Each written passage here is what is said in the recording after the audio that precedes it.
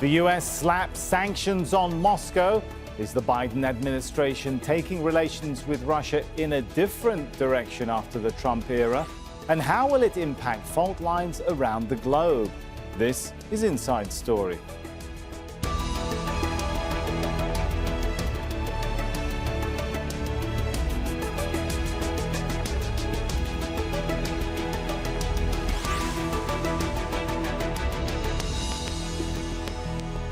Hello and welcome to the show. I'm Sami Zaidan.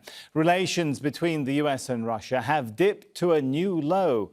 President Joe Biden signed off on a raft of new sanctions against Moscow. The White House says it's retaliation for Russian hacking of federal agencies, election interference and other hostile acts.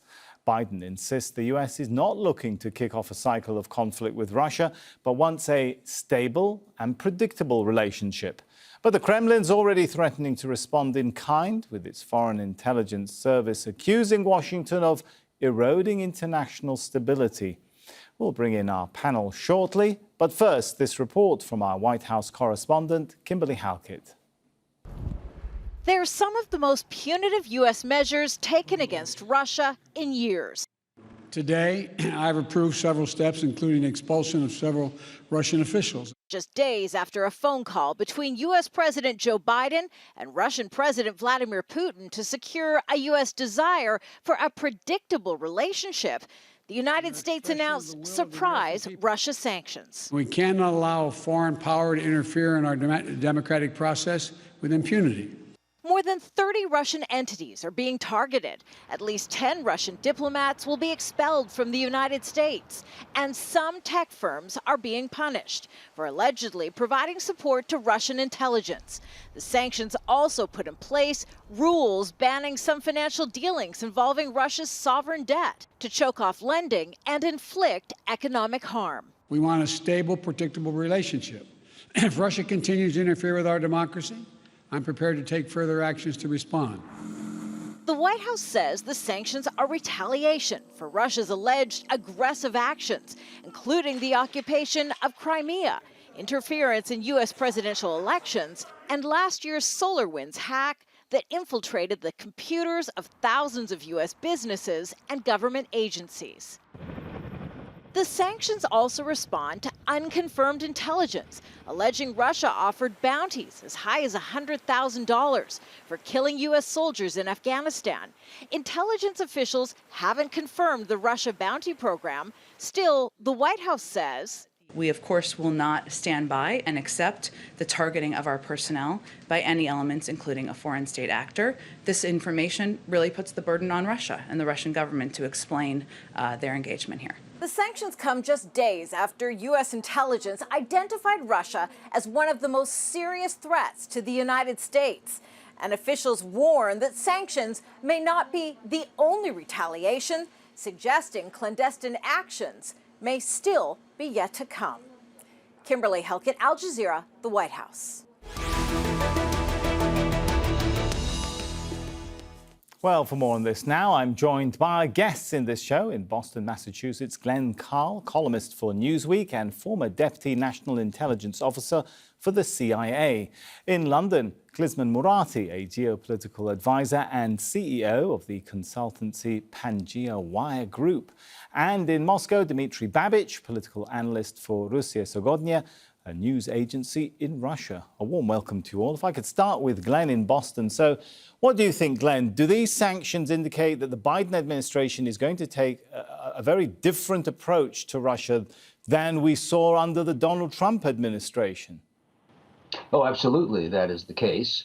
It's a return to a more traditional kind of relationship, tit for tat and carrot and stick relationship between rivals, which is how international relations function. Until Biden took office, we had for 4 years someone who was at the very least compromised by Russian intelligence and pretty clearly involved with it, or at the very How do we know that, Glenn? Just to get factual on you, but how do we know he was compromised? I know the allegations about golden showers and all, but how do we know for sure? Well, by observing every statement and every policy action that he took for 4 years, I think suffices. We don't have to go behind curtains to see that when all 17 agencies of the United States intelligence community reach a conclusion and provide evidence to support it, and then the president supports the protestation of Vladimir Putin, it's pretty clear. And there are hundreds, literally hundreds of examples of that, plus hundreds of examples of contacts of Russian intelligence officials with members of Trump's entourage. So there's really no allegation. It's a pretty established, an established fact. Forgive me, but Glenn, Biden is returning I don't want to get caught up in the traditional detail, but do we have, I mean, you were a former CIA officer. Did you see, are you saying you saw evidence of Donald Trump actually being compromised? I mean, I understand what you're saying about deducing from how he would approach his own intelligence agencies, but now I'm asking, the statement you made about he's actually compromised. If we say we need a photograph of him doing something, accepting an envelope of money, the classic example, then that we do not have. We do have, however, overwhelming numbers of evidence substantiating dramatic financial interweaving by Russian oligarchs and other figures and Russian intelligence officers with members of the Trump family and entourage for decades. So yes. Okay. Yes. And that constitutes compromise. All right, let's bring in Dmitry. Dmitry, how do you think Moscow is reading the new Biden administration? Does it see a tougher U.S. approach to Russia under Biden? Well, basically, of course, Russia was unpleasantly surprised when Trump used, let's put it mildly, undiplomatic language about our president. When Biden basically called him a killer. And then in 2 weeks, Biden says, I quote, that personal contacts, personal relations are very important, between him and President Putin. But we are used to this. The United States is no longer a democratic country. It divides the world into democracies and non-democracies. So basically, the United States sometimes behaves in a very totalitarian manner, which we are very familiar with. It's like Stalin and Hitler in the end of the 1930s. Today, we are fighting Nazism. Tomorrow, we have a Molotov-Ribbentrop Pact. The same story with Biden. Yesterday, Putin was a killer. Today, we're going to have a summit meeting somewhere in Europe, and personal relations are very important. And of course, the narrative about Trump being a Russian agent and being somehow soft on Russia is completely false. You just have to look at the facts. You have to look at the Western press. Trump expelled more Russian diplomats than any US president in history. He believed a very, very murky story about the poisoning of Mr. Skripal in the UK. No one has seen Mr. Skripal after he was poisoned. He didn't give any interviews.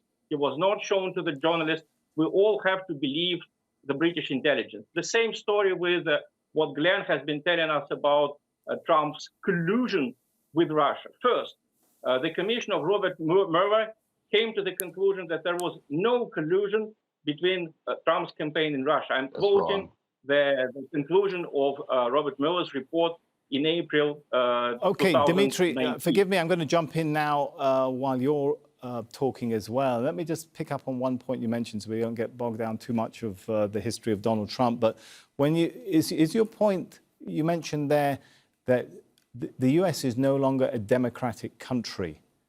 I think most viewers, do you mean to tell viewers that the US is less democratic than Russia right now? Does that justify perhaps the Russian approach, or does it disqualify the allegations of Russian interference in American elections and their federal agencies?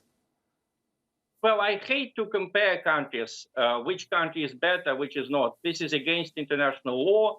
Every country is sovereign. Every country has its way to freedom and its way to happiness. But just listen to what Glenn has told us. The US has 17 secret agencies. The same number, I think, only Nazi Germany had. There were lots of secret agencies. Democracies do not need so many secret agencies. In the United States, people are often, losing jobs for saying something non-politically correct. You can read it in the Wall Street Journal. You can see what happened during the last year. Basically, there are lots of examples when the United States behaved towards its own dissenters so unjustly that it would not tolerate such a behavior in another country. So does that justify allegations of Russian hacking of the US, which I think most viewers would see is a better example of democracy than what is currently prevailing in Russia, right? No, as I told you, I don't want to compare because I don't want to praise my own country. I can only tell you that I'm now talking to you, and I'm not afraid talking to foreign correspondents. I have been talking to foreign correspondents for 30 years. And since Gorbachev's times, we have complete freedom of expression. No boss is going to tell me what I should tell you, what I shouldn't tell you. It's very important what you said about the hacking. Let me just end it. There is absolutely zero evidence on Russian hacking because what we have heard, these were only words from Mr. Biden and his officials. They never presented any proof, any recordings that this hacking was done by Russia and that this hacking actually took place. All right, let me jump in there. I'm sure Glenn is going to want to come back in on some of that stuff. But before we do that, if we can stay a little bit focused about these latest sanctions and what they mean for Russia and indeed the world, can I bring in Klisman and ask the question, do you think, to what extent will these sanctions actually complicate Russia's ability to raise money in international money markets? That's a good question. And before I get to that, Sami, I think the conversation between Glenn and Dmitry right now, I think shows the vitriol between both the US and Russia when it comes time to high-level politics and economic affairs. You must realize that the relation between Russia and the US goes back a long way, and they've both been, in their time, two superpowers during the Cold War. And Russia's ambitions, I don't think, haven't died as their political system has changed. They have a lot of experience in international affairs to have their agendas met, and the US knows that more than anyone else.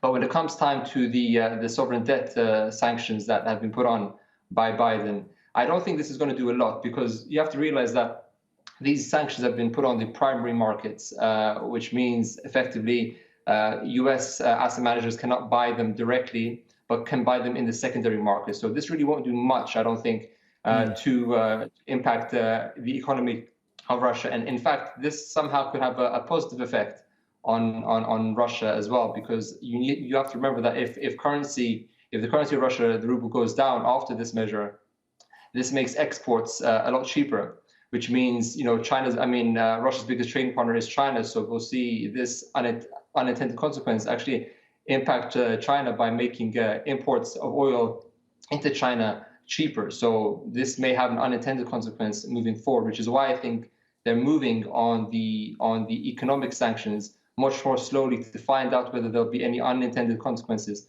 to these actions, because the more political side of sanctions, expelling diplomats, naming and shaming, actors, I think is a tried and tested method, which really there's no more explaining to be had. But going back to what Glenn said with this carrot and stick situation, that now that Biden's in office, we'll see this more. I really don't think the US really has really a carrot left in its bag of tricks, really to bring any nation into compliance with international law, because I think they've exhausted everything they can, and sanctions tend to be the first place they go to, but they don't really move on to anything else. Okay, that's interesting. I want to pick up on one point that you mentioned there, which I think is really important. And Glenn, did the Biden administration deliberately perhaps engineer these sanctions in a way not to impact the Russian economy so severely by not going after, as Klisman was pointing out, intermediaries in the secondary bond market? Well, I think that's a very good point, and sanctions are a very crude tool always, but it's also true that the United States and every other country, I think, tries to calibrate sanctions to send a message as clearly defined as it can. So I don't know, but I think you're surmising about the sanctions being done in a manner to send a message and yet to leave it clear to the Russians that there's a way forward is probably what the Biden administration would do. That is standard. The point is for the Biden administration, as it is for any country, to make clear that there will be some costs if actions are taken against the United States that are considered by the United States hostile, not simply to cause pain. Which is why Biden said the statement that this is happening. Glenn, what will the costs be? Together. What will the cost be if Russia can simply get around this? Well, that's a good point. Often they don't work. You sent the message, and you can try to exact some pain so that the calculation for, in this instance, the Russians is a bit more complicated, but it's not guaranteed to work at all. Right. And I can tell you that no sanctions have ever stopped a foreign power from seeking to pursue its interests as it defines them. So the Russians have never stopped and will continue to conduct intelligence operations, sure.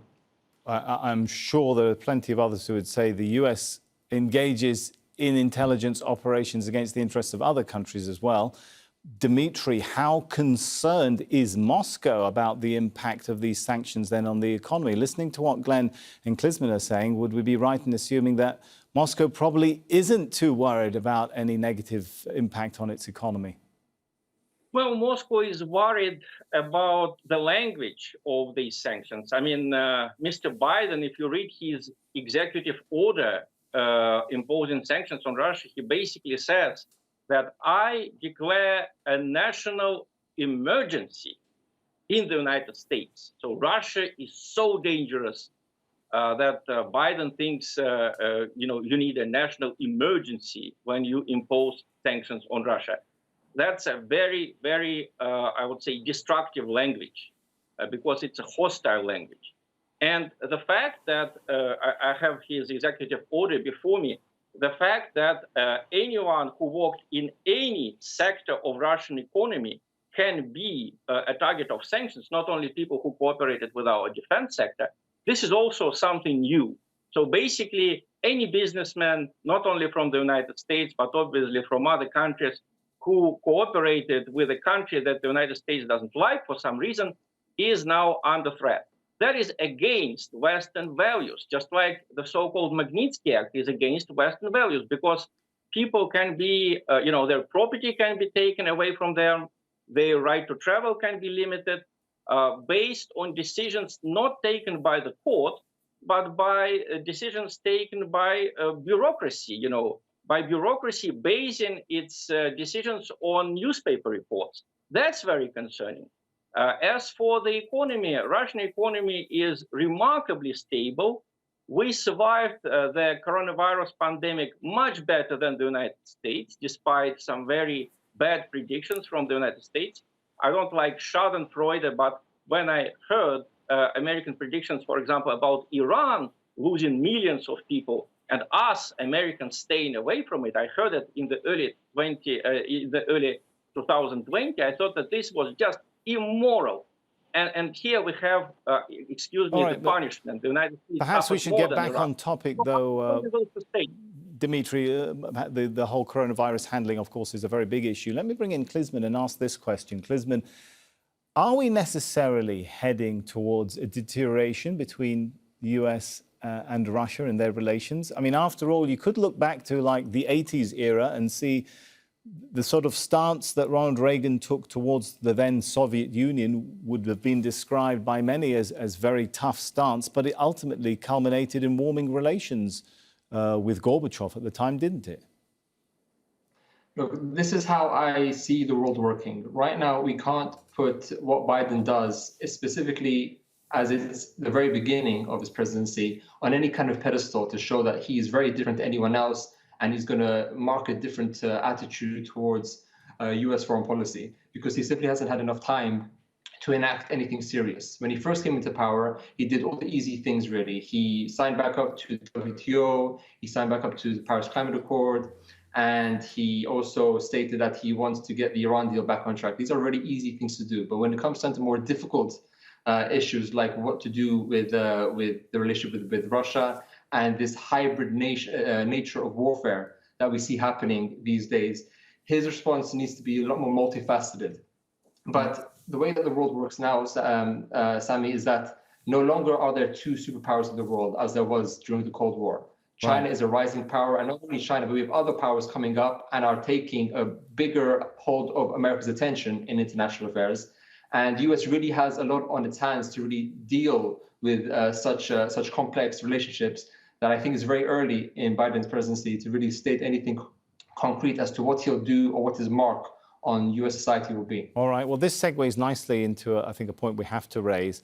And that is whether we're going to see, Glenn, do you think we're going to see tensions now increase on a number of issues and a number of flashpoints around the world that involve the US and Russia, whether we're talking about Ukraine to Syria or, I don't know, importing gas into Europe and Arctic shipping?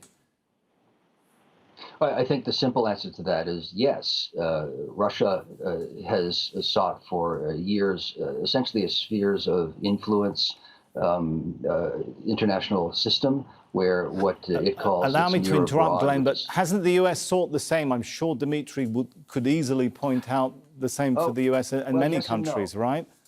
No, I would say yes and no. I mean, I'm not claiming that the United States is an innocent player. But the U.S. has, on the whole, sought a normative system, international system of rules. Now, that does benefit the United States as the strongest power, and one could say that it is self-interested, and that is also true. But Russia, as the relatively weaker power, but a great power, seeks to reassert in Europe its influence that it had lost after the fall of the Berlin Wall.